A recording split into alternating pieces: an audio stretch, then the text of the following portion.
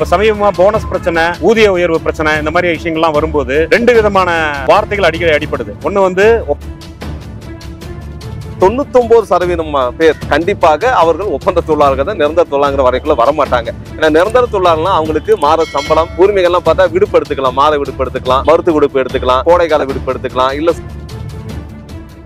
இப்ப இந்த சூழல்ல இப்ப கூட போனஸ்க்கான பேச்சுவார்த்தை, போனஸ் கொடுக்கல, இந்த போராட்டங்கள்லாம் இருக்கு. எந்த கணக்கு மேல ஒரு தொகை எப்படி கொடுப்பாங்க? என்னன்னா போனஸ் கொடுத்துட்டு பின்னாடி இதை பிரித்து செஞ்சுக்குவாங்க, இவ்வளவுதான். இது போனஸ் சொல்ல முடியாது. இருக்கிற சம்பளத்தை கேட்கறதே பெரிய சிக்கல், போனஸ்க்கு எங்க போய் நிக்கிறது? ஸ்விக்கி, ஜொமேட்டோ மாதிரியான நபர்கள், ஸ்விக்கில வேலை செய்யறவங்களுக்கு பேரு டெலிவரி பாய். அவங்க லேபர் கிடையாது, லேபர் ஆக்டுக்குள்ள அவங்க வரதே கிடையாது. நீங்க சொன்ன மாதிரி ஸ்விக்கி, ஜொமேட்டோ கூட நேரடியா ஆட்கள் எடுக்கிறது கிடையாது. அவங்க ஒரு கன்சல்டன்ட்டை விட்டுருவாங்க. அந்த கன்சல்டன்ட் கர்நாடக மாநிலத்தில் அங்கிருந்த தொழிற்சங்கம் எடுத்த AICCTU தொழிற்சங்கம் அவர்கள் முன்னெடுத்த போராட்டம் மிகப்பெரிய வெற்றி அடைஞ்சது. என்ன வெற்றி அடைஞ்சுன்னா, அவர்களுக்கு ஐடிஎம்ல ஏன் சொல்லலாம், ஒரு படித்து வந்த வர்க்கம், நம்ம சொல்ற மீதி தொழிலாளர்கள்லாம் படிக்காம ஒரு படிப்புல பாதியை விட்டவங்க, ஸ்கில்டு செமி ஸ்கில் இந்த அளவுக்கு வரவங்க. ஆனா இந்த ஐடி எம்ப்ளாய்ங்கிறவங்க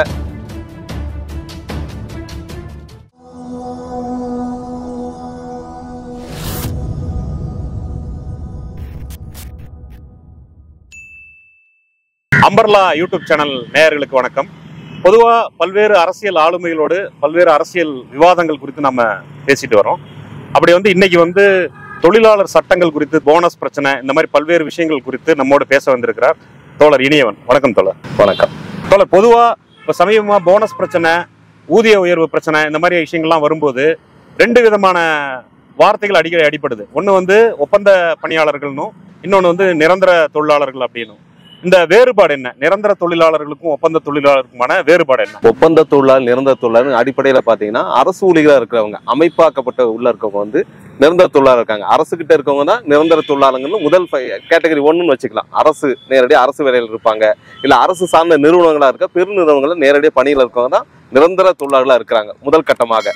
இன்னும் கூடுதலா சில பெரிய பெரிய நிறுவனங்கள் இருக்கும். அந்த நிறுவனங்கள் அமைப்பு ரீதியா கட்டுமானம் நல்லா இருக்கும். அந்த பெரிய நிறுவனங்கள்ல நிரந்தர பணியா இருப்பாங்க. இதுதான் குறைந்தபட்சம். அதை தாண்டி ஆலை தொழிலாளர்கள் சில கட்டங்கள்ல இவங்கெல்லாம் நிரந்தர தொழிலாளர் பட்டியலில் இருக்காங்க. ஒப்பந்த தொழிலாளர் அப்படின்னு நீங்க பாத்தீங்கன்னா, நிரந்தர தொழிலாளர்கள் செய்ய முடியாத வேலை, சில நேரம் பணிச்சுமை அதிகமாகும், இல்ல சில நேரம் கூடுதலான பணி ஒதுக்கப்பட்டிருக்கும். இப்ப அரசு ஒரு புதிய திட்டத்தை கொண்டு வருதுன்னா, அந்த திட்டத்தை செயல்படுத்த வேண்டிய ஆட்கள் அதுகிட்ட இருக்காது. அதற்காக முழு நேரமா தொழிலாளர்களை வேலைக்கு உடனே எடுக்கவும் முடியும் அரசால.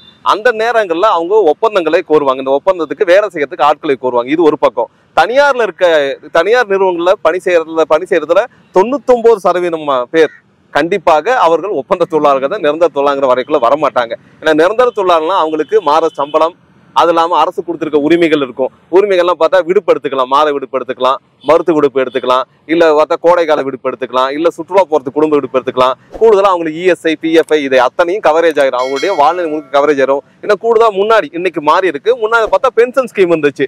அவங்க ஓய்வு பெற்ற பின்னாடி பென்ஷன் கிடைக்கும். இப்ப அந்த பென்ஷன் ஸ்கீம் கூட கவர்மெண்ட்ல கூட கிடையாது. ஓய்வு பெற்ற பின் அவர் முன்னாடி சம்பாதிச்ச பணத்துல இருந்து ஒரு குறிப்பிட்ட தொகை பிடிச்சு வச்சுட்டு அது பிற்காலங்கள்ல பென்ஷனா அவர் இறக்கும் வரை மாத தொகையை கிடைக்கிறதுக்கான வழிகள் எல்லாமே அரசு இருந்தப்ப இவங்க நிரந்தர ஊழியர்கள்ங்கிற கணக்குல வந்தாங்க. ஆனா இன்னைக்கு அரசு ஊழியர்களுக்கு பென்ஷன் கிடையாது. அரசே அதை மதிச்சு இன்னைக்கு நியூஸ் பென்ஷன் ஸ்கீம் கொண்டு வந்துட்டாங்க.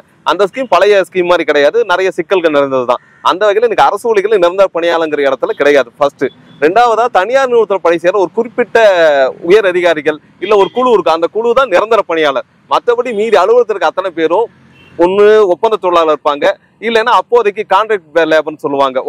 அந்த லேபர் கட்டத்தில் வருவாங்க, இல்ல தினக்கூலி ஏற்பாடுல வேலைக்கு எடுக்கப்பட்டு உடனே வெளியே அனுப்பிடுவாங்க. இவ்வளவுதான் நடக்குது. இதுதான் முக்கிய வேறுபாடு.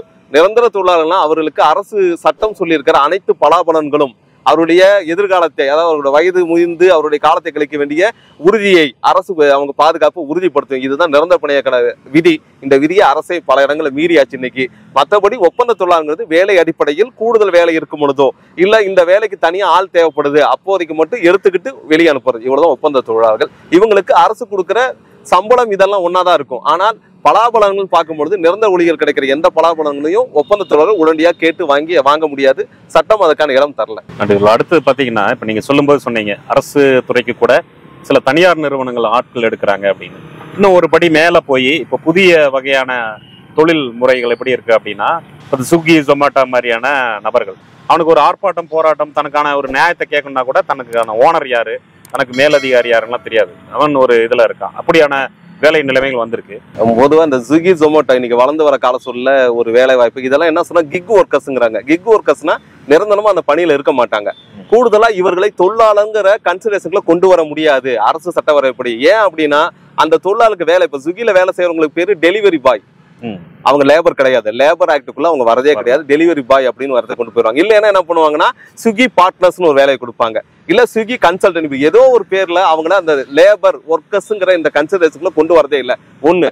ரெண்டாவது, அவர்களுக்கு தரக்கூடிய சம்பளம்ங்கிறது பிக்ஸ்டா நீங்க தரது கிடையாது. அவர் வேலையை பொறுத்து சம்பளம். நீங்க எவ்வளவு நேரம் வேலையை பொறுத்து சம்பளம். அதுக்கான ஊதியம் சில நேரம் பாத்தீங்கன்னா சில ஸ்விக்கி ஊழியர்கள் 20,000 வீட்டுக்கு எடுத்துட்டு போவாங்க. சில பேர் 12,000 இருக்கும். அந்த தொழிலாளருக்குள்ள அது இணக்கமே வராது. ஏன்னா எனக்கு திறமை இருக்கு, நான் சம்பாரிச்சுக்கிறேன்ட்டு இவங்க போயிருவாங்க. அப்ப தொழிலாளர் சுரண்டப்படுவது அந்த தொழிலாளிக்கு தெரியாது. அதனால சக தொழிலாளர் ஒண்ணு சேர்ந்து இந்த உரிமையை கேட்க கூட முடியாது. அந்த தொழிலாளங்கிற வரையறைக்குள்ளே அவங்க வரது பெரிய சிக்கலாது. ஸ்விக்கி ஜொமேட்டோ இந்த மாதிரி நிறுவனம் கிக் ஒர்க்கர்ஸ். அதனாலதான் அவர்களுக்கு எந்த பலாபலனும் கிடைக்காது. ரெண்டாவது, இவங்க நீண்ட கால வேலையும் செய்ய மாட்டாங்க. இன்னைக்கு ஒரு 2 மாதம் ஸ்விக்கில இருப்பாங்க, அடுத்த மாதம் ஜொமேட்டோக்கு மாறுவாங்க. அப்ப இவங்களுடைய பலாபலன்கள் இவங்களோட ஒர்க்கர்ஸ்க்கான ரைட் எங்க கேட்கறதுன்னா பெரிய கேள்வி. நீங்க சொன்ன மாதிரி ஸ்விக்கி ஜொமேட்டோ கூட நேரடியாக ஆட்கள் எடுக்கிறது கிடையாது. அவங்க ஒரு கன்சல்டன்ட்டை விட்டுருவாங்க. அந்த கன்சல்டன்ட் தான் ஆளை எடுக்கும். அந்த கன்சல்டன்ட் கிட்ட ஸ்விக்கி ஜொமேட்டோ பேசுவான் தவிர தான் யாருக்கிட்ட வேலை செய்யறங்கிறது கூட அந்த போற வேலைக்கு போறோம் தெரியாது. இதுதான் பெரிய சிக்கல் ஸ்விக்கி ஜொமேட்டோ பொறுத்த வரைக்கும். 81லயே ஒப்பந்த தொழிலாளர்கள் ஒழிப்பு சட்டமாக்கணுங்கிற அளவுக்கு முயற்சி போயிருந்திருக்கு. கிட்டத்தட்ட 40 ஆண்டுகளுக்கு தாண்டியும் இன்னும் அந்த அவல நிலை தொடருது. இன்னொரு பக்கம் 2013ல மாநகராட்சி எல்லாமே ஒத்துக்கொண்ட 721 ரூபா அப்படிங்கிற ஒரு சம்பளமே இன்னும் வழங்கப்படாம இருக்கு. இன்னும் போராடிட்டு இருக்காங்க. இப்ப கடைசியா நடந்த போராட்டத்துல கூட தொழிலாளர் ஆணையம் இவங்கெல்லாம் உட்கார்ந்து பேசி ஒத்துக்கிட்டு இன்னும் வரைக்கும் கொடுக்கல அப்படிங்கிறதான் தொழிலாளிகள் சொல்றாங்க. இப்ப இந்த சூழல்ல இப்ப கூட போனஸ்க்கான பேச்சுவார்த்தை, போனஸ் கொடுக்கல, இந்த போராட்டங்கள்லாம் இருக்கு. இதை நம்ம மொத்தமா எப்படி புரிஞ்சுக்க வேண்டியிருக்கு? பொதுவா போனஸ் அப்படிங்கிறது ஒண்ணு கூடுதலா தரக்கூடிய தொகையெல்லாம் ஒண்ணும் கிடையாது. ஏற்கனவே அந்த தொழிலாளி உழைப்பு போட்டிருப்பாரு. அந்த உழைப்புல அவர்கள் பணி செய்யற நிறுவனம் சில நன்மைகளை, அது பணமா இருக்கலாம், பொருளா இருக்கலாம், இல்ல சேவைகளா இருக்கலாம், ஏதோ ஒரு வகையில் நன்மை அடைஞ்சிருக்கும். அதை பணமா கணக்கிட்டு அந்த ஒரு இடத்துல என்ன உங்களுக்கு வருமானம் வந்திருக்கோ அந்த வருமானத்தின் ஒரு பகுதியை தொழிலாளர்களுக்கு கொடுக்க வேண்டும் சட்டம் சொல்லாதான் போனஸ், கூடுதல் தொகை. கூடுதல் தொகைங்கிறது இவங்க சம்பாரிச்சில வந்த லாபத்தில் கொடுக்கப்படுற தொகை தான். லாபத்தின் பங்கீடு தான் தெளிவா சொல்ல போனா. ஒருவேளை அவங்க சொல்லலாம் சில அரசு நிறுவனங்கள் நஷ்டத்துல போகுதுன்னு. நஷ்டங்கிறது ஒட்டுமொத்த கொள்முதல வரும் தவிர செயல்பாட்டில் நஷ்டம் வரதுக்கு எந்த வாய்ப்புமே கிடையாது. அது அரசோட ஊழலும் காரணமா இருக்குல்ல, அதை கணக்குல வச்சுக்கணும்ல. ஆனால் தொழிலாளருக்கு தரக்கூடிய போனஸ்ங்கிறது அவர்கள் செய்த பணிக்கு அந்த ஒரு இடத்துல என்ன வருதோ கூடுதலா அந்த வருமானத்தை கணக்கெடுத்து தரதான். அந்த கணக்குப்படி அனைத்து தொழிலாளர்களும் அனைத்து தொழிலாளர்களுக்கும் போனஸ் கொடுக்க வேண்டும் தான் விதி சொல்லுது. ஆனா நிரந்தர தொழிலாளர்கள் போனஸ் வாங்குறது எனக்கு பெரிய கேள்விக்குறி. நிரந்தர தொழிலாளர்கள் போனஸே எனக்கு தெரிஞ்சு போக்குவரத்து ஊழியர்கள்லாம் ஒரு 10 வருஷம் முன்னாடி 20% போனஸ் வாங்கிட்டு இருந்தாங்க. இன்னைக்கு 6% 7% போராட்டம் நடத்த வேண்டிய கடத்தை அவங்க தள்ளப்பட்டிருக்காங்க. இத்தனைக்கு போக்குவரத்து நவீனமயமாக்கப்பட்டிருக்கு, போக்குவரத்து அதிக பயன்பாட்டுக்கு இருக்குன்னு ஒரு பக்கம் டேட்டா கொடுக்குறாங்க அரசே. ஆனா இன்னொரு பக்கம் அந்த அரசு என்ன சொல்லுதுன்னா இல்ல இவங்களுக்கு போனஸ் தர முடியாம மறுக்கிறாங்க. இந்த முரண்பாடு அரசு துறையில இருக்கும் பொழுது அரசில் ஒப்பந்த தொழிலாளர் பணியாற்றவங்களுக்கு இந்த போனஸ்ங்கிறது எட்டாக்கணியா தான் இருக்குது. ஒரு சில இடங்கள்ல தொழிலாளர்கள் சில கோரிக்கைகளை வைக்கும் பொழுது இந்த போனஸ் தர வேண்டிய பொறுப்பு யாருக்கு இருக்குன்னா இவர்களை ஒப்பந்தம் எடுத்த நிறுவனத்துக்கு இருக்கு. ஒருவேளை ஒப்பந்தம் எடுத்த நிறுவனம் சம்பளம் தராவிட்டாலும், தொடர்ச்சியா 3 மாதம் சம்பளம் தராவிட்டாலும், இல்ல போனஸ் தராவிட்டாலும், இல்ல அந்த தொழிலாளருக்கான பலாபலன் எதை அந்த ஒப்பந்த நிறுவனம் தராவிட்டாலும் அதை தர வேண்டிய பொறுப்பு இவர்களுக்கு, இந்த ஒப்பந்த நிறுவனத்துக்கு முதலாளியாக இருக்கக்கூடிய அந்த அரசு அமைப்புக்கு தான் இருக்குது. ஆனா இதோட அரசோட அமைப்பு இது வரைக்கும் அப்படி இந்த ஒப்பந்ததாரரை தாண்டி போனஸையும் சம்பளமும் கொடுத்தா வரலாறே கிடையாது. செய்யவும் செய்யாது. செய்யறதுக்கு வழிமுறை இருக்குன்னா இருக்குது. ஏன்னா என்னன்னா அந்த ஒப்பந்த தொழிலை கொடுக்க அந்த ஒப்பந்ததாரருக்கு தர வேண்டிய பணம் அரசு கையில தான் இருக்கும். ஒரு குறிப்பிட்ட 20% கையில இருக்கும். அதுல இருந்து எடுத்து இவங்களுக்கு போனஸை கொடுத்து அதை கழிச்சுக்கலாம். ஆனா எந்த ஒரு அதிகாரியும் இல்ல எந்த ஒரு அரசோட அமைப்பும் இல்ல அமைச்சரவையும் அதை செய்யறதுக்கு தயாரா இல்லை. இதுதான் அங்க தவிர மற்றபடி போனஸ்ங்கிறது அனைவருக்கும் கிடைக்க வேண்டியது. அதுக்கான சட்ட வரை இருக்குது. எனக்கு தெரிந்த வரைக்கும் ஒப்பந்த தொழிலாளர்களுக்கு போனஸ் 90% எங்கேயும் கொடுக்கறதில்ல. அதை மீறி சில பேர் கொடுத்தாலும் அந்த தொகை கணக்கிட்டுலாம் கொடுக்கறதில்ல. ஏதோ அப்போதைக்கு இருந்தாங்க 1000 ரூபாய் பிடிங்க. இந்த கடந்த முறை பார்த்தீங்கன்னா சேலத்தில் துப்புரவு பணியாளர்களுக்கு 1000 ரூபாய் போனஸ் கொடுக்கப்பட்டிருக்கு. இந்த 1000 ரூபாய் எந்த கணக்குல கொடுத்தாங்கன்னு எந்த கணக்குலையும் கிடையாது. எந்த கணக்கு மேல ஒரு தொகை எப்படி கொடுப்பாங்க? என்னன்னா போனஸ் கொடுத்துட்டு பின்னாடி இதை பிரித்து செஞ்சுக்குவாங்க. இவ்வளவுதான். இது போனஸ் சொல்ல முடியாது, அட்வான்ஸ் சொல்லுவாங்க. அட்வான்ஸ் முன்பணம் கொடுத்துருவாங்க. அதாவது எங்களுக்கு பண்டிகை வருது செலவு பண்ண அட்வான்ஸ் கொடுத்துட்டு பின்னாடி பிடிச்சிக்குவாங்க. அதை தான் இன்னைக்கு கொடுத்துருக்காங்க. கண்காணி மெத்தை. ஆமா, அதே மெத்தட் தந்துருக்காங்க. இவங்க உண்மையாலும் போனஸ் எடுத்து கணக்கு போட்டு இவ்வளவு நிகர லாபம் இவ்வளவு நஷ்டம் வந்துருக்கு, இருந்தாலும் இவ்வளவு தரன்ட்டு இது வரைக்கும் யாரும் அறிவிக்க இல்லை. அப்படி அறிவிச்சதாக அரசாங்கத்தை நீங்க மாநகராட்சி நீங்க போய் கேட்டீங்கன்னா எந்த பேப்பர் இருக்காது. இன்னும் கூடுதலா சொல்லணும்னா இந்த மாநகராட்சி கிட்ட ஒப்பந்த பணியாளர் வேலை செஞ்சுட்டு இருக்காங்கல்ல, இந்த ஒப்பந்த பணியாளர்களுக்கு தாங்கள் எந்த நிறுவனத்துல வேலை செய்யறேன்னு இன்னும் தெரியாது. அதுக்கு பே ஸ்லிப்பும் கிடையாது. அவங்களுக்கு மாத லெஜரும் பாத்தீங்கன்னா ஒரு கையேடு தான் இருக்கு தவிர அரசு பிரிண்ட் பண்ணி எரிய அவங்களுக்கு தரதே கிடையாது. இப்படி இருக்கும் பொழுது அவங்க போனஸ் இருக்கிற சம்பளத்தை கேட்கறதே பெரிய சிக்கல். போனஸுக்கு எங்க போய் நிக்கிறது? தொடர் இன்னொரு முக்கியமான கேள்வி என்ன அப்படின்னா, பொதுவா ஊதிய உயர்வு கேட்டு பல்வேறு போராட்டங்கள் தமிழகம், இந்தியா முழுக்க, குறிப்பா தமிழகத்துல ஆசிரியர்கள், போக்குவரத்து ஊழியர்கள், மருத்துவர்கள், செவிலியர்கள், பல்வேறு சிக்கலுக்கு பிறகு செவிலியர்கள் போராட்டங்கள் கூட ஓரளவுக்கு ஒப்பீட்டளவில் முன்னேறி இருக்கு, வெற்றி பெற்றிருக்கு. ஆனா தூய்மை பணியாளர்கள் போராட்டம் நீங்க சொல்றதை வச்சு பார்க்கும்போது 2011 போட்ட அவங்க ஒத்துக்கொண்ட சேலரியே இன்னுமே வாங்க முடியாத ஒரு பிரச்சனை இருக்குல்ல, இதை எப்படி புரிஞ்சுக்கிறது? ஏன் இந்த பின்னடைவு அப்படின்னு நினைக்கிறீங்க? இல்ல, பொதுவா உலகமயமாக்கல்னு சில வார்த்தைகள், அது தனியார் மயமாக்கல் பல வார்த்தைகள் வரும். அதோட தாக்கம் இந்தியா முழுக்க எதிரொலிச்சது. நீங்க எனக்கு தெரிஞ்சு 1987, 89 ரயில்வே தொழிலாளர்கள் மிகப்பெரிய போராட்டம் நடத்துறாங்க இந்தியா முழுக்க. 80 அதுக்கப்புறம் ரயில்வே தொழிலாளர் போராட்டம் அவ்வளவு வீச்சா நடக்கவே இல்லை. ஏன்னா அப்ப எனக்கு தெரிஞ்சு இந்தியா முழுக்க ரயில்கள் நிக்குது. அந்த போராட்டம் வெற்றியை நோக்கி தான் போனுச்சு, தோல்வி அடைய கிடையாது. அதுக்கு தொழிலாளர் ஒற்றுமை அமைப்பாகுதல், அதாவது சங்கம், இந்த சங்களோட செயல்பாடுகள், இதை தாண்டி சமூக அரசியல் அழுத்தம் ஒண்ணு இருந்துச்சுல, அந்த அரசியல் அழுத்தம் இல்லாமல் எந்த போராட்டம் வெற்றி பெறாது. இந்த சமூகமும் அரசியல் இணைஞ்சுதான் பயனுக்கு. ஆனா இன்னைக்கு பெரிய கெடுவாய்ப்பு என்னாச்சுன்னா, அரசியல் இல்லாம சங்கங்கள், அரசியல் இல்லாம செயல்பாடுகள்ங்கிறது சமூகத்தை பின்தள்ளும் செயலாதான் இருக்கு. ஒரு பக்கம் நாகரிகம் பேசலாம், இன்னொரு பக்கம் போராடும் குணத்தை மழுங்கடிக்க செய்வதா மாறிட்டு இருக்கு.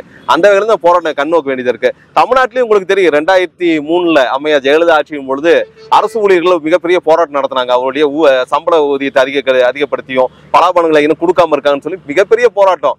அவங்க ஒரே நாள்ல, மார்ச் மாதம் நினைக்கிற மாதம் சரியா, நான் 2003 வருடம், அவங்க ஒரே நாள்ல கையெழுத்து போட்டு 1.5 லட்சம் அரசு ஊழியர் வீட்டுக்கு அமிச்சாங்க. அந்த போராட்டம், அந்த கையெழுத்துக்கு அப்புறம் 2-3 நாள்ல அரசு ஊழியர்கள் மிகப்பெரிய அச்சனை. அதுக்கு முன்னாடி அப்படி நம்ம பார்த்ததே கிடையாது. எமர்ஜென்சி பீரியட் கூட நடக்காது. இந்த ஒரு நிகழ்வு, இந்த 2 நிகழ்வுகளும் நீங்க ஒப்பிட்டீங்கன்னா அந்த போக்கு மாறி இருக்கு. 1989, 90 இருந்த போக்கு கண்டிப்பா 2003 இல்ல. என்ன காரணம்? அதுக்கப்புறம் என்ன பண்றாங்கன்னா, உங்களை அரசு வேலைகளை தனியார் ஒப்படைங்க, அரசு நிறுவனங்களை தனியார் ஒப்பந்தத்தில் கொடுத்தா போதுங்கிற ஒரு கொள்கை முடிவு. அது கொள்கை முடிவு, பாலிசி மேக்கிங். அந்த பாலிசி மேக்கிங் ஒன்றிய அரசு எடுக்குது. ஒன்றிய அரசு எடுக்கிற கொள்கை முடிவுக்கு மாநில அரசு ஒத்துக்கிட்டு தான் ஆகணும். அதை விட்டு சில முன்னுப்பெண் இருக்கலாம். அந்த வகையில தான் இங்க இருக்க திமுக, அதிமுக எந்த அரசு ஆண்டாலும் அதுல சில மாற்றங்கள் செய்ய முடியும் தவிர முழுமையாக இந்த தனியார் மயத்தை விட்டு அவங்க வெளிவர முடியல. அந்த வெளிப்பாடுதான் இன்றைக்கு போராட்டங்கள் மிக அருகி விட்டன. ரொம்ப ரொம்ப ரொம்ப குறைஞ்சு போயிடுச்சு. இன்னமும் சொல்ல போனா போராட்ட வடிவங்கள் என்ன ஆச்சுன்னா, வெறும் மனு கொடுத்தா போதும், வெறும் ஒரு அடையாள போராட்டம், அங்க கருப்பு கொடி குத்திட்டு ஆபீஸ் இருந்தா போதுங்கிறது. இதெல்லாம் என்னன்னா தொழிற்சங்க செயல்பாட்டுல இருக்குன்னு காட்டுறதுக்கான போராட்டம் தவிர வீரியமிக்க போராட்டங்கள். இப்ப கூட சமீபத்தில் நடந்துச்சு, ஒரு போக்குவரத்து துறை ஊழியர்கள் போராட்டம் ஆரம்பிச்சாங்க. உண்மையாலுமே அதுல ரிட்டையர் ஆகி 10 வருஷம் ஆகி பலாபலம் வாங்காம இருக்காங்க. 60 வயசு ரிட்டையர் ஆனவங்க 70 வயது வரை அவங்களுடைய ஓய்வூதிய பலன் எதுவும் கிடைக்காம இருக்காங்க. இதுதான் அவங்க கோரிக்கை, முதன்மை கோரிக்கை. அதுக்கப்புறம் தொழிலாளர் படி உயர்த்தணும், அவங்களுக்கு பணி இதெல்லாம் நிறைய இருக்கு. ஆனா இது அத்தனையும் கால போட்டு மிதிச்சளவுல நீங்க இப்ப பண்ணா என்னன்ட்டு எந்த ஒரு தாக்கமும் இல்லாமல் அந்த தொழிற்சங்கங்கள் இந்த அரசியல் போட்டிகள்ல அந்த போராட்டம் நசுக்கப்பட்டு அந்த தொழிலாளர் வெற்று கையோடு மீண்டும் வேலைக்கு திரும்பினாங்க. இது இப்போ 4 நாளைக்கு முன்னாடி உங்களுக்கு நல்லாவே தெரியும். இதுதான் இன்றைய போக்காக இருக்கிறது. இந்த போக்குக்கு முதன்மையான காரணம் அனைத்தும் தனியார் மயப்படுத்துறதுக்கு அப்புறம், தனியார் மயத்தில் நீங்க எங்க போய் போனஸ் கேட்கறது, எங்க போய் பணி நிரந்தரம் கேட்கறது, எங்க போய் அமைப்பாக்குறது, எதுக்கான வாய்ப்பும் இல்லாம தான் இன்னைக்கு தள்ளப்படுறாங்க. அந்த வகையில துப்புரவு பணியாளர் போராட்டம் பொறுத்த வரைக்கும் கர்நாடகா மாநிலம் ஒரு முன்மாதிரியா இருக்கு. கர்நாடக மாநிலத்தில் அங்கிருந்த தொழிற்சங்கம் எடுத்த AICCTU தொழிற்சங்கம் அவர்கள் முன்னெடுத்த போராட்டம் மிகப்பெரிய வெற்றி அடைஞ்சது. என்ன வெற்றி அடைஞ்சுன்னா, அவர்களுக்கு ஊதியம், மாத ஊதியம் 21,000க்கு குறையாமல் கொடுக்கணும் உறுதிப்படுத்தினாங்க. அதைக்கு தாண்டி சில தொழிலாளர்களை நிரந்தரப்படுத்துவதற்கான பணிகளை ஒவ்வொரு கட்டமாக செய்து முடிப்போம் ஒரு உறுதியை கொடுத்திருக்காங்க. எந்த அளவு சாத்தியம் இருக்கோ இல்லையோ, ஆனா அடுத்த நகர்வுக்கு நகர்ந்திருக்கு. அதற்கு அவர்கள் செய்தது, அந்த ஊழியர்கள் தொடர்ச்சியான போராட்டம், ஒரு 7-8 ஆண்டுகள் தொடர்ச்சியான கள போராட்டத்தில் தான் இந்த வெற்றி கிடைச்சது தவிர, அதனால போராட்டம் அதோடைய வடிவமுறை, அதோட அழுத்தத்தை பொறுத்து தான் வெற்றி அமையும். அந்த வகையில ஆசிரியர்கள் மற்றும் மீதி எல்லாமே இன்னைக்கு போராட வழிமுறை ரொம்ப நெருக்கடிக்கு உள்ளாக்கப்பட்டிருக்கு. ஏன்னா பணிச்சுமை அதிகம். முன்னாடி இருந்த ஆசிரியர்களுக்கு இந்த பணிச்சுமை இன்னைக்கு மாறி இருக்கு. இன்றைய ஆசிரியர்களுக்கு ஏகப்பட்ட திட்டம் கொடுத்தது அரசு. பாத்தீங்கன்னா ஒரு விழா இருக்குது, கலை விழா ஒன்று அறிவிக்குது, பண்பாடு திருவிழா ஒன்று அறிவிக்குது, உணவு திருவிழா ஒன்று அறிவிக்குது. அது அத்தனை யார் செஞ்சாகணும்? ஆசிரியர் தான் செஞ்சாகணும். அதே ஆசிரியர் தான் சென்சஸ் கணக்கெடுக்க போகணும். அதே ஆசிரியர் தான் மாணவர்களுடைய ஸ்காலர்ஷிப் பார்த்தாகணும். அதே ஆசிரியர் தான் மாணவர்களுக்கு ஒரு புக்கை பிரிச்சு கொடுத்தா. அத்தனை வேலைகளும் முன்பு ஒரு 10 வருடம் முன்னாடி இந்த ஆசிரியர்களுக்கு கிடையாது. இன்றைக்கு ஆசிரியர் செய்கிற வேலைக்கு அவங்க கொடுக்குற சம்பளங்கிறது கண்டிப்பாக போதாதுதான். ஒரு பக்கம் நம்ம சொல்லலாம், அரசு ஊழியர்கள் நிறைய வாங்கி சாப்பிட்றாங்க, அவர் சம்பளம் அவிரோதமா இருக்குன்ட்டு. ஆனா அப்படி எந்த கதையும் கிடையாது. ஏன்னா பே கமிஷன் ஒன்று வருஷம் போடுவாங்க, ஒரு 10 வருடம் ஒரு முறை வந்துட்டு தான் இருக்குது. அந்த பே கமிஷன் படி 7th பே கமிஷன் வந்து 8th பே கமிஷன் வந்திருக்கணும். அது வரவே இல்லை. 7th பே கமிஷனோட பலாபலன்களே இன்னும் முழுமையா வந்தடையல. அதுக்குள்ள 8th பே கமிஷனுக்கான வேலையெல்லாம் முடிஞ்சிருச்சு. அது 2024 இம்ப்ளிமெண்ட் ஆகுனாங்க. அதுக்கான வாய்ப்புல 2026 2 வருடம் ஒத்தி வைக்கிறாங்க. எந்த அடிப்புல ஒத்தி வைக்கிறாங்க. அந்த வகையில அரசு ஊழியர்கள் நம்ம சொல்றோம்ல, அவங்களுக்கு அரசு ஒத்துக்கிட்ட பலாபலன்கள் எதுவுமே முழுசா கிடைக்கல. முதல் கருத்து இது. ரெண்டாவது, அவர் சம்பள கோரிக்கை போராடும் பொழுது அதை நாம் அங்கீகரித்து மற்றவர்கள் சேர்ந்துதான் போராடணும். என்ன காரணம்னா அரசு ஊழியர்களுக்கான ஒர்க்லோட் அதிகமா இருக்கு. இன்னைக்கு நீங்க கலெக்டர் ஆஃபீஸ் போனீங்கன்னா தொடர்ச்சியா நலத்திட்டங்கள் அரசு அறிவிச்சுட்டே இருக்குல்ல. இந்த நலத்திட்டத்தை யாரு பாக்குறது? ஒரே விஓ தான் ஒருத்தர் செத்தா போய் பார்க்கணும், அவரே தான் நில பிரச்சனை போய் பார்க்கணும், அவரே தான் கிணத்துல தண்ணி வரலாம் பார்க்கணும், அவரே தான் மோட்டர் போய் பார்க்கணும், அவரே தான் விவசாய பிரச்சனையை பார்த்தாகணும். இது அத்தனையும் ஒரே விஓ தான் பார்த்தாகணும். அந்த விஓ மட்டும் எவ்வளவு வேலை செய்வாரு? அப்ப இந்த அரசு ஊழியர்களுக்கு 8 மணி நேரம் வேலைக்குள்ள வரமாட்டேங்கிறாங்க. அந்த 8 மணி நேரம் தாண்டி தான் வருது. இன்னும் சமீபத்துல சட்டம் தமிழ்நாடு அரசு ஒரு வருடத்துக்கு முன்னாடி ஒரு சட்டம் கொண்டு வராங்க. என்னன்னா 12 மணி நேரம் வேலை செய்யலாம். அந்த 12 மணி நேரம் வேலையை ஆலைகள் மற்றும் செருப்பு தோல் தொழிற்சாலைகள்லாம் மேற்கொள்றதுக்கு அரசு அனுமதி தருது. தொழில்துறை அமைச்சர் டிக்ளேர் பண்றாரு. அதை ஒத்துக்கிட்டு, ஆனா அதை தொடர்ந்து இடதுசாரி இயக்கங்கள், முற்போக்கு இயக்கங்கள், ஜனநாயகவாதிகள், தொழிற்சங்கள்லாம் அதை எடுத்து கடுமையா குரல் எழுப்பவும் அந்த அறிவிச்ச அறிப்பை திருப்பி என்னைக்கு அரசை மீண்டும் பெற்றுக்கொள்றாங்கன்னா மே 1, 2023 ஸ்டாலின் முதல்வர்கள் அறிவிக்கிறாங்க, அந்த திட்டத்தை நாங்க ரத்து செய்யறோம், அந்த சட்டத்தை நாங்க திரும்ப பெற்றுக்கொள்கிறோம், உணவுல மதிக்கிறோம்னு பேரளவில் குறிப்பிட்டாலும் அந்த திட்டம் நடைமுறைக்கு வந்துச்சுன்னா நடைமுறைக்கு வந்துருச்சு. அதுபடிதான் செயல்பட்டு இருக்கு. ஏன்னா ஒன்றிய அரசு ஏற்கனவே தொழிலாளர் சட்டங்களை சுருக்கி தொழிலாளர் தொகுப்புகளா கொடுத்து அந்த தொகுப்புல அவங்க தெளிவா சொல்றாங்க 12 மணி நேரம் வேலை செய்யலாம். 12 மணி நேரம் வேலை ஒரு வாரத்துக்கு 48 மணி நேரம் வேலையை கொடுக்குறாங்க. 40 மணி நேரம் 48 மணி நேரம் மாத்திட்டாங்க. கூடுதலா 6 நாள் வேலைங்கிறது 7 நாள் கூட செய்யலாம். அங்க ஒரு வார்த்தையை பயன்படுத்துறாங்க, அவசியம் ஏற்பட்டால், நெருக்கடி இருந்தால், தேவை இருந்தால். இந்த வார்த்தைகள் அனைத்தையும் முதலாளிகள் அவர்களுக்கு அப்படியே கப்புன்னு புடிச்சுக்கிட்டு எங்களுக்கு அவசியம் இருக்கு, உற்பத்தி சீக்கிரம் செய்யணுங்கிறது. இன்னும் கூடுதலா இந்த பெரிய சிக்கல் காரணம் நீங்க ஐடி எம்ப்ளாயி நீங்க பார்க்கலாம். ஐடி எம்ப்ளாயி பார்த்தா அவன் ₹1,00,000 சம்பளம் அப்படி இப்படின்னு ஒரு பக்கம் பேசுவாங்க. ஆனா அது பின்னணியில் பார்த்தீர்கள் என்றால் அந்த நிறுவனம் சம்பாதிக்கிற தொகை இருக்குல்ல, அந்த தொகையில இவங்களுக்கு கொடுக்கக்கூடிய சம்பளம் வெறும் அற்ப தொகை தான். வெறும் ரொம்ப அற்பமான தொகை. நீங்க உங்களுக்கு தெரியும், ஒரு நிறுவன வளர்ச்சியில உங்களுக்கு என்ன பங்கு இருக்குன்னா அந்த நிறுவனத்துல 100 கோடி 500 கோடியே மாத்திருப்பாங்க. ஆனா இவங்க சம்பள விகிதம் பார்த்தா ஒண்ணுமே இருக்காது. இவங்களுக்கு போனஸும் கிடையாது, இன்கிரிமெண்ட் கிடையாது, எதுவுமே கிடையாது. இவங்க எல்லாமே நம்ம சொன்ன முன்னாடி குறிப்பிட்ட கால அளவுக்கு ஒப்பந்தம் பண்ணி எடுக்கப்பட்ட தொழிலாளர் தான். இவங்க வேற எந்த பலனும் கேட்க முடியாது. இன்னும் சொல்லணும்னா மற்ற தொழிலாளர்ச்சி உரிமை ஒண்ணு சேர்ந்து போராடலாம். ஐடி எம்ப்ளாய் எப்பவும் போராட முடியாது, 2ஆம் நாள் வெளியே அனுப்பிச்சிருவாங்க. ஆனாலும் அந்த உரிமையில் கேட்கக்கூடாது. ஏன்னா நம்ம சொல்ற ஐடி எம்ப்ளாய் ஏன் சொல்றோம்னா ஒரு படித்து வந்த வர்க்கம். நம்ம சொல்ற மீதி தொழிலாளர்கள்லாம் படிக்காம ஒரு படிப்புல பாதியை விட்டவங்க, ஸ்கில்டு செமி ஸ்கில் இந்த அளவுக்கு வரவங்க. ஆனா இந்த ஐடி எம்ப்ளாய்ங்கிறவங்க கண்டிப்பாக குறைந்தபட்ச டிகிரி கம்ப்ளீட் பண்ணிருக்கணும். இன்னும் இன்னைக்கு பார்த்தா ஏகாட்டவே தமிழ்நாட்டை பொறுத்த வரைக்கும் பிஇ முடிச்ச நிறைய பேர் ஐடியில் பிஇ, எம்பிஏ, எம்சிஏ, சிஏ என்னவோ முடிச்சிருப்போம். அத்தனை பேர் அங்கதான் மையம் கொண்டிருக்காங்க. இந்த படித்த வர்க்கம் தொழிலாளர் சட்டம் தெரியும், அதுக்கான உரிமை உங்களுக்கு எல்லாமே தெரியும். ஆனா அந்த வர்க்கமே இதை முன்னெடுக்காத பொழுது இந்த படிக்காமல் தற்போதைக்கு அந்த பகுதி நேர வேலைக்கு இல்ல ஒப்பந்த கூலிக்கு போறவங்களுக்கு இது முன்னெடுக்கக்கூடிய சாத்தியக்குழு ரொம்ப குறைவா தான் இருக்கு. இதுல பெரிய வீக்னஸ் நமக்கு சங்கங்கள். முன்னாடி இந்த தொழிற்சங்க வாதம் இன்னைக்கு குறைஞ்சிருச்சு. என்ன சிக்கலாம், தொழிற்சங்கமும் அரசியலும் தனியா இருக்கணுங்கிற வாதம் போயிட்டு இருக்காரு. அப்படி இருக்கவே முடியாது. சமூகம் எப்போதும் அரசியலாக தான் இருக்கும். அரசியல் அனைத்து தளங்களும் இருக்கும். அந்த அரசியல் தொழிற்சங்கத்துல இல்லாத பொழுது இந்த போராட்டம் ஆர்ப்பாட்டம் எல்லாம் பின்தள்ளப்பட்டு இப்போதைக்கு வேலையை பாதுகாத்தா போதுங்கிறது. இன்னும் கூடுதலா நீங்க முன்னாடி கேட்டீங்க ஒரு கேள்வி, நிரந்தர பணியாளர்களா ஒப்பந்த பணியாளர்கள் இந்த இவங்களே சேர முடியாது. அப்படிதான் இருக்கும். யாரெல்லாம் ஒப்பந்த பணியாளர் போராடி ஒரு கட்டத்துல 80-90 வேலைக்கு வாங்கினாங்களோ அவங்களாம் தான் இன்னைக்கு நிரந்தர பணியாளங்கிற அந்தஸ்துல உயர்வா இருக்காங்க. ஆனா அவர்கள் தான் இன்னைக்கு இந்த ஒப்பந்த பணியாளர் உள்ள வரக்கூடாதுன்னு அனைத்து இடங்களும் போய் வாதாடுறதா இருக்கட்டும், அனைத்து கோப்புகளும் தயார் பண்ற இடத்துல இவங்க தான் இருக்கிறாங்க. இது ஒரு மிகப்பெரிய சாபக்கேடா தான் இருக்குது. அந்த வகையில அமைப்பாகிறது மட்டும்தான் இதுக்கு ஒரே தீர்வா இருக்கும். மக்கள் அமைப்பாகி போராடினா அதுக்கான முன்னுதாரணம் தான் நமக்கு சொன்ன கர்நாடகால வெற்றி அடைந்த துப்புரவு தொழிலாளர்கள் போராட்டம் முன்மாதிரியா இருக்கலாம். அதே போல இந்த 8 மணி நேர வேலை 12 மணி நேரம் தமிழ்நாடு அரசு அறிவித்த சட்டத்தை மீண்டும் பெறுவதற்கும் அந்த அழுத்தம் தான் காரணமாக இருக்கிறது.